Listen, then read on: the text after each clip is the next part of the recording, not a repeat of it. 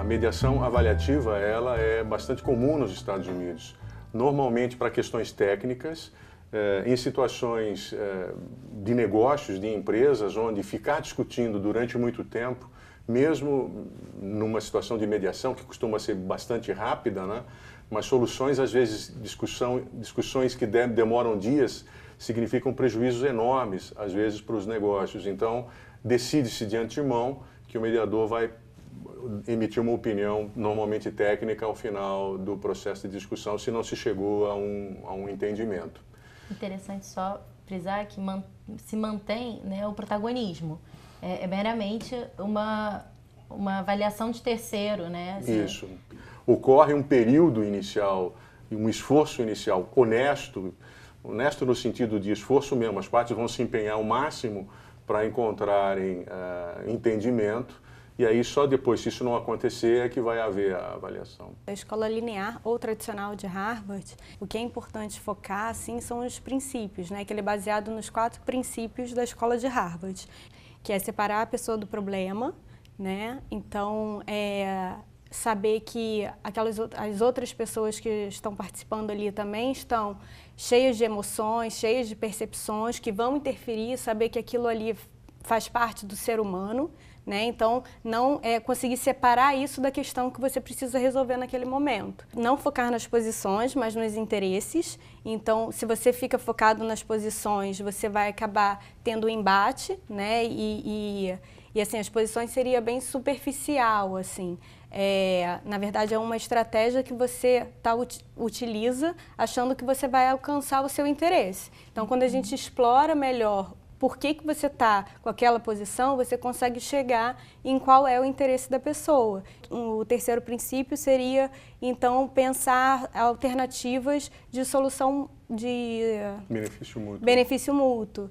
Então, quando você pensa em alternativas de benefício mútuo, você amplia o leque de possibilidades. Então, você sai das posições inicialmente apresentadas e tenta alcançar outras que possam atender a todos os envolvidos naquela questão. E o quarto princípio seria, então, ter critérios objetivos, né? Muitas vezes a gente... que esses critérios objetivos também seriam combinados pelos participantes no processo da mediação. Então, falando um pouquinho da transformativa, né? O Fuld, ele começa a criticar como está sendo feito a mediação linear e aí ele vem propor uma outra forma, né?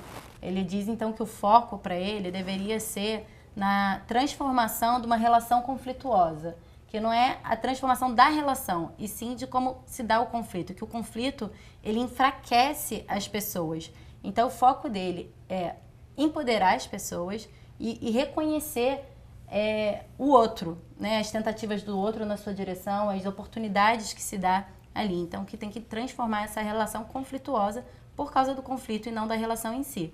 Que, inclusive, elas poderiam decidir não se relacionar mais, que essa é uma possibilidade. Ele não foca no acordo, né? E, para isso, ele usa basicamente 3 técnicas, né? Que ele nem gosta de usar a palavra ferramenta, ele fala em técnica, que seria o resumo, o espelhamento, o afastamento, que se traduz simplesmente no silêncio, né, de se abster de fazer qualquer tipo de intervenção. E as perguntas para ele são meramente verificadoras. Seria para dizer, estamos falando desse tema, você se posiciona dessa forma, ou você entende dessa forma, e você daquela. Como vamos lidar com isso? São perguntas de verificação da compreensão do conflito. E, na verdade, diferentemente de Harvard, a mediação transformativa é um espaço de conversa. O mediador vai atuar prestando atenção na fala das partes, dos mediandos, e vai ajudá-las com essas técnicas de espelhamento e tal, a perceberem o que elas mesmas estão dizendo e o que elas querem. Porque, como você disse no início, a percepção da escola transformativa é de que pessoas em conflito estão desestabilizadas. Elas perderam a capacidade de pensar por elas mesmas objetivamente, estão tão focadas nas questões que as perturbam, que perdem essa capacidade, e ao mesmo tempo perdem a capacidade de enxergarem eventuais movimentos da outra parte na direção delas, na direção do que elas gostariam que acontecesse.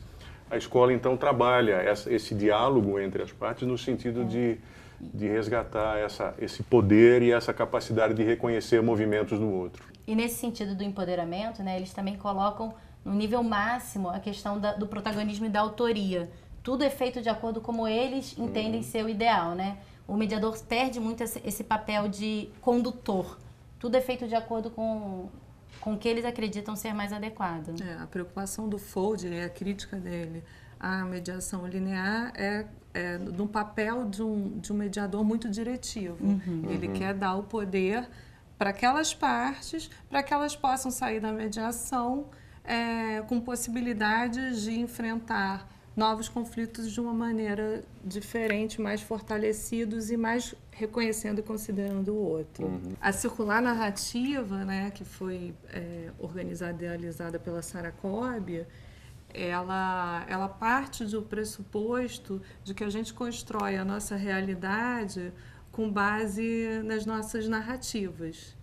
Ela entende que a gente também pode transformar a nossa realidade se a gente muda a forma de contar a história, de narrar.